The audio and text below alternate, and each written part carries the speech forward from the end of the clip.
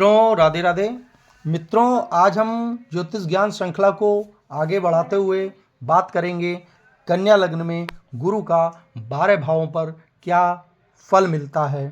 कन्या लग्न में गुरु चतुर्थेश और सप्तमेश का मालिक होकर बहुत ही अच्छे परिणाम देता है, जीवन को बहुत सुखमय बनाता है।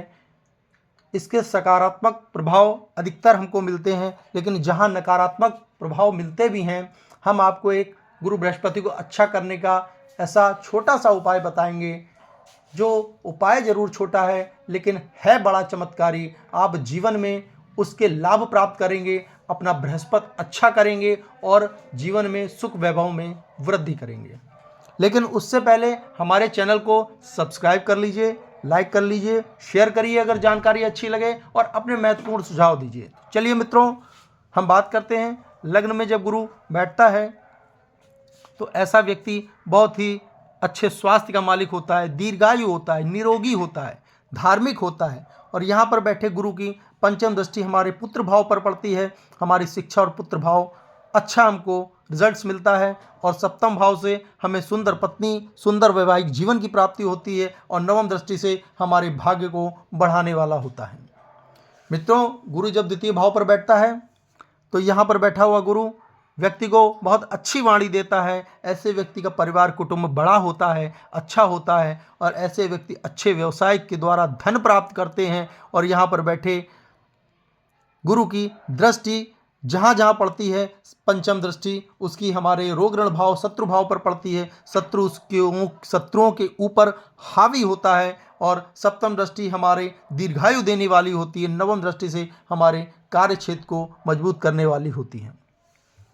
मित्रों, गुरु जब हमारे तृतीय भाव पराक्रमेश पर आकर बैठता है तो ऐसे व्यक्ति जीवन में बहुत मेहनती होते हैं, बहुत पराक्रमी होते हैं, साहसी होते हैं, धनवान होते हैं, बहुत प्रगति करते हैं। और यहाँ पर बैठे गुरु की दृष्टि पंचम दृष्टि से हमारा विवाह सुंदर होता है और सप्तम दृष्टि से हमारे भाग्य से द्वारा हमको जीवन में बड़े बड़े लक्ष्यों की प्राप्ति होती है। नवम दृष्टि से हमारे आय में वृद्धि होती है, हमारे बड़े भाई और मित्रों का सहयोग प्राप्त होता है।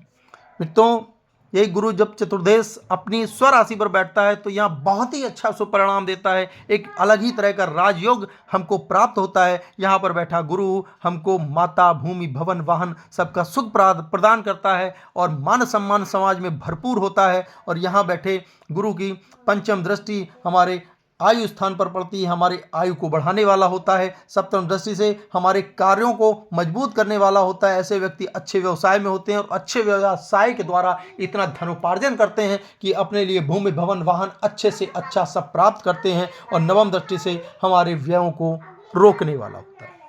मित्रों, यही गुरु जब पंचम स्थान पर हमारे पंचमेश पर बैठता है तो यहाँ बैठा हुआ गुरु नीच का हो जाता है। ऐसे व्यक्ति को जीवन में प्रेम विवाह का योग बनता है, शिक्षा ठीक ठाक होती है, संतान भी अच्छी होती हैं। और यहाँ पर बैठे गुरु की दृष्टि हमारे भाग्य भाव को देखता है, हमारे भाग्य के द्वारा हमको सुखों की प्राप्ति होती है। सप्तम दृष्टि से हमारे आय भाव में वृद्धि होती है और नवम दृष्टि से हमारा आत्मविश्वास मजबूत होता है, हमारा लग्न मजबूत होता है, जीवन में हम आगे बढ़ते हैं। मित्रों, जब षष्ठम भाव पर गुरु आकर बैठता है तो यहाँ पर बैठा गुरु भूमि, भवन, वाहन का सुख मिलने में कुछ विलंब कराता है। ऐसे व्यक्ति को रोग ऋणों में भी कुछ खर्चे कराने वाला होता है और यहाँ पर बैठे हुए गुरु की दृष्टि शुभ नहीं मिलती है। मित्रों, यही गुरु जब सप्तम भाव पर बैठता है तो यहाँ पर बैठा हुआ गुरु बहुत ही अच्छे परिणाम देता है। विवाह अच्छा होता है, जीवन साथी पत्नी सुंदर, सुशील, गुणवान, चरित्रवान, धार्मिक होती है और विवाह पश्चात ऐसे व्यक्तियों के भाग्य में वृद्धि होती है, जीवन में धन धान्य में वृद्धि होती है। यहाँ पर बैठे गुरु की पंचम दृष्टि हमारे आय को बढ़ाने वाली होती है। सप्तम दृष्टि से हमारे लग्न को मजबूत करती है और नवम दृष्टि से छोटे भाई बहनों का भी उचित सहयोग प्राप्त कराने वाली होती है। मित्रों, यही गुरु जब अष्टम भाव पर बैठता है तो यहाँ पर बैठा हुआ गुरु व्यक्ति को कुछ धार्मिक बनाता है और ज्योतिष में और गूढ़ विषयों में रुचि रखने वाला व्यक्ति होता है। किंतु यहाँ पर बैठे हुए गुरु कुछ शारीरिक और मानसिक कष्ट देने वाले होते हैं और यहाँ पर बैठे गुरु जहाँ जहाँ भी दृष्टि डालते हैं वहाँ शुभ परिणाम नहीं मिलते। मित्रों, गुरु जब हमारे नवम भाव पर आकर बैठते हैं तो यहाँ पर बैठा हुआ गुरु व्यक्ति को धार्मिक, आस्थावान, ईश्वर में विश्वास करने वाला, परोपकारी, धार्मिक यात्राएं करने वाला, भाग्यवान, और जहाँ बैठे गुरु की दृष्टि लग्न पर पड़ती है, हमारे लग्न में आत्मविश्वास में वृद्धि करने वाला होता है, हमें धार्मिक बनाने वाला होता है। सप्तम दृष्टि से हमारे छोटे भाई बहनों का और पराक्रम में वृद्धि करने वाला होता है। नवम दृष्टि से हमारे शिक्षा और संतान भाव पे भी अच्छे प्रभाव डालने वाला होता है। मित्रों, यही गुरु जब कर्मेश दशम भाव पर बैठता है तो ऐसे व्यक्ति अच्छे व्यवसायी होते हैं, अच्छा धन कमाने वाले होते हैं, अच्छे पद पर अगर नौकरी कर रहे हैं तो अच्छे पद पर होते हैं, अच्छे व्यवसायी होते हैं, अच्छे शिक्षक, अच्छे ज्योतिषकार, अच्छे प्रोफेसर, अच्छे पदों पर कार्य करते हैं। और सप्तम दृष्टि उनकी हमारे भूमि भवन वाहन पर पड़ती है तो यहाँ पर उसके द्वारा धन कमाकर भूमि भवन वाहन के संपत्ति में वृद्धि करने वाले होते हैं।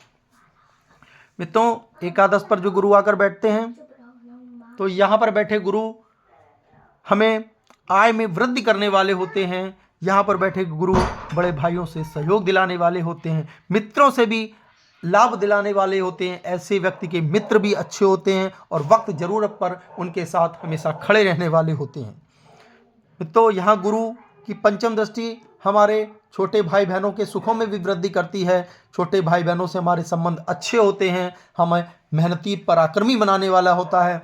और सप्तम दृष्टि से हमारे भाई बहन और शिक्षा के क्षेत्र में भी हमको लाभ कराते हैं। और नवम दृष्टि से हमारे वैवाहिक जीवन में भी चार चांद लगाते हैं। हमारा जीवन साथी बहुत अच्छा मिलता है, बहुत प्रेम करने वाला, बहुत धार्मिक विचारों वाला, बहुत जीवन में आगे बढ़ाने वाला होता है। मित्रों, यही गुरु जब हमारे द्वादश भाव पर बैठते हैं तो ऐसे व्यक्तियों के जीवन में विदेश जाकर धन कमाने का योग बनता है। ऐसे व्यक्ति किंतु विदेश भी जाते हैं तो वहाँ भी बहुत अच्छा धन उपार्जन करते हैं।